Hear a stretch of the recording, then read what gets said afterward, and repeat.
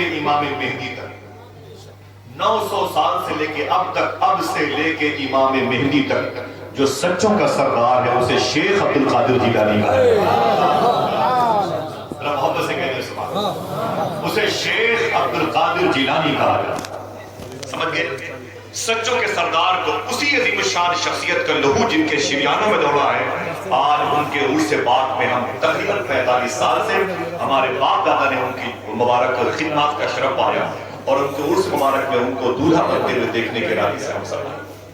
تو یہ سچوں کا سردار کون ہے؟ دنیا جسے غوث اعظم کہتی ہے۔ میرے بھائی اشکار بھائی نے کہا آصف بھائی غوث پاک سرکار کے حوالے تھوڑی سی بات کیجیے، اور تھوڑی سی وقت بہت کم ہے، بڑی مبارک شخصیتیں آئی ہیں، قاضی شہر کوشامبی کا آنا بھی ان کی زیارت میرے لیے بھی بڑی بات ہے ماشاءاللہ۔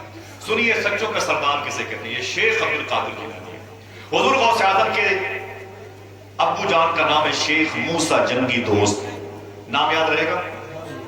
بات کریں تقریر سنے نہیں، یاد کریں۔ غوث اعظم کے ابو کا نام تھا شیخ موسیٰ جنگی دوست۔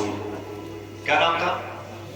شیخ موسیٰ جنگی دوست۔ اور یہ بڑی مشہور بات ہے کہ وہ جیلان شہر کے قریب سے گزرے تو پھر وہ نہر میں بہتا ہوا سیب جا رہا تھا، اسے اٹھا کے کھا لیا۔ دل میں خیال آیا کہ یہ سیب پتہ نہیں کس کا ہے جو میں نے کھا لیا۔ وہ خوف میں، خشیت میں وہ واپس پلٹے اور نہر کے سرے کو پکڑتے ہوئے گئے تو ایک باغ کی سیب کی باغ نظر آئی، اور اس کے اندر داخل ہوئے۔ اس کے مالک سے بولے میں نے آپ کی باغ کا ایک سیب بغیر پوچھے کھا لیا ہے، اور آپ مجھے معاف کر دیں، یا اس کے جرمانہ کے طور پر جو شرط ہو آپ کی۔ تو وہ بات تھی شیخ عبداللہ سومئی کی۔ آپ نے فرمایا کہ آپ نے بڑی غلطی کی ہے، میں آپ کو معاف نہیں کروں گا۔ 12 سال کی پرانٹی لگا دی۔ جب ظاہر 12 سال تک شیخ موسیٰ جنگی دوست کو شیخ عبداللہ سومئی کی باغ میں باغبانی کرنی پڑی، پیڑ کی سینچائی کرنی پڑی۔ سمجھ رہے ہیں؟ میں نے سوال کیا صوفی سلطان میں سے، یہ ان کے گھر کے لوگ بیٹھے ہوئے، ان کے شہزادے بیٹھے ہوئے ہیں، میں نے پوچھا ان آقاؤں کی طرف سے صوفی صاحب مجھے یہ بتایا، انہیں کیا؟ میں نے کہا غوث پاک کے ابو نے بہتا ہوا سیب کھایا تھا۔ ٹھیک ہے، کہاں تھا؟ بہتا ہوا سیب کھایا تھا۔ سیب لے کے بھاگے تو نہیں، توڑ کے بھاگے تو نہیں، کسی ٹھیلے پہ تو اٹھا کے جیب میں ڈال دیا؟ نہیں، سیب بہتا ہوا جا رہا ہے۔ اللہ کا شکر ہے کہ میں نے بھی 2 مہینہ پہلے جب میں کاشی گیا تھا جیلان، تو میں نے اس نہر میں وضو کیا تھا ماشاءاللہ، جس سے نہر سے بہتا ہوا سیب غوث پاک کے ابو نے کھایا تھا۔ اور ان آقاؤں کی بارگاہ میں میرے آنے کا مقصد ایک یہ بھی تھا کہ کم سے کم ان کے پیروں کی مٹی میری پیشانی پر لگ جائے، اور 5-6 دن کے بعد پھر مکہ شریف کا سفر۔ دعا کریں انشاءاللہ آپ کے دادا کی بارگاہ میں جن کی حاضری قبول ہو، ان کے صدقے میں میں ان آقاؤں کا سلام لے کے پہنچوں۔ تو میں نے پوچھا صوفی صاحب کی طرف سے کہ یہ بہتا ہوا سیب کھا لیا، میں نے کہا یہ اتنی بڑی غلطی نہیں، اتنا بڑا کوئی جس پر 12 سال کی پرانٹی لگائی ہے۔ سمجھ رہے؟ یہ تو غوث پاک کے ابو کا احسان ہے، اگر وہ سیب نہیں کھاتے تو سیب سڑ جاتا۔ ایک عظیم چیز کو سڑنے سے بچایا غوث پاک کے ابو نے، پلس 12 سال کی پرانٹی۔ تو معلوم کیا جواب دیا؟ دل کہے تو بولیے گا انشاءاللہ۔ فرماتے ہیں غوث پاک کے ابو شیخ موسیٰ جنگی دوست جانتے تھے اگر میں نے کھانے پینے میں اس قدر احتیاط نہ کیا تو میرے گھر میں ولیوں کا سردار شیخ عبد القادر جیلانی کیسے پیدا ہوا؟ واہ واہ واہ واہ،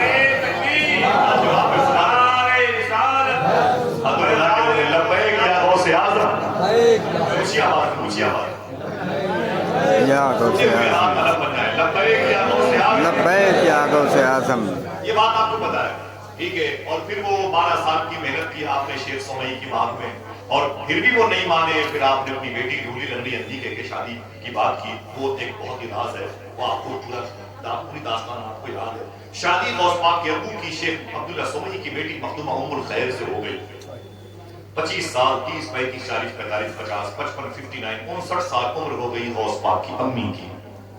ابھی ان کے گھر میں کوئی اولاد پیدا نہیں ہوئی۔ جب 60 سال عمر ہوئی غوث پاک کی امی کی، تب ان کے گھر میں پہلی بہار بن کے کوئی ذات آئی تو مخدومہ کائنات کے لاڈلے امام حسن حسین کے نور حضور شیخ عبد القادر جیلانی کی صورت۔ یہ بیلٹ فارس کا ہے، جیلان کا جو بیلٹ ہے، یہ رشت کا پورا علاقہ جو نا، یہ فارس کا علاقہ ہے، یہ سیستان اصفہان کا علاقہ ہے، یہ پورا یہ فارس کا علاقہ ہے۔ غوث پاک بغداد میں ہے، یہ عرب میں آتا ہے، اور وہ عجم کا علاقہ ہے، ٹھیک ہے۔ عجمی عورتیں، غیر عرب کی عورتیں جب 60 سال کی ہو جائیں تو ڈاکٹری اصول سے بچے نہیں جن سکتی ہیں. عرب کی عورتیں 65 70 75 تک بچے پیدا کر سکتی ہیں. عجم کی عورتیں بچے کو نہیں جن سکتی ہیں 60 سال تک مگر اللہ چاہے. عقیدہ رکھیں. غوث پاک سرکار پیدا ہو گئے اور پھر پیدائش کے بعد 4 سال کی عمر ہے غوث پاک کی. اگر میں جیلان میں رہوں گا تو بہت ساری باتیں 2-4 باتیں یاد کر لیں تو ان کے پیغامات کی صورت میں 4 سال کی عمر میں گھر کے دروازے پر بیٹھے ہوئے سیدنا شیخ. میں میاں کے دادا کی بات کر رہا ہوں. سبحان اللہ. ایک فقیر گزرا, اس نے کہا السلام علیکم یا شیخ عبد القادر جیلانی. غوث پاک فرماتے ہیں وعلیکم السلام ورحمۃ اللہ وبرکاتہ. وعلیکم السلام ورحمۃ اللہ وبرکاتہ. اس فقیر نے کہا کہ شیخ عبد القادر میں نے آپ سے 1 مرتبہ سلام کیا اور آپ نے مجھے 2 مرتبہ جواب دیا ہے. غوث پاک فرماتے ہیں بات یہ ہے کہ تم 5 سال پہلے بھی ادھر سے گزرے تھے. اس وقت میں اپنی ماں کے پیٹ میں تھا. تم نے اس وقت بھی سلام کیا تھا.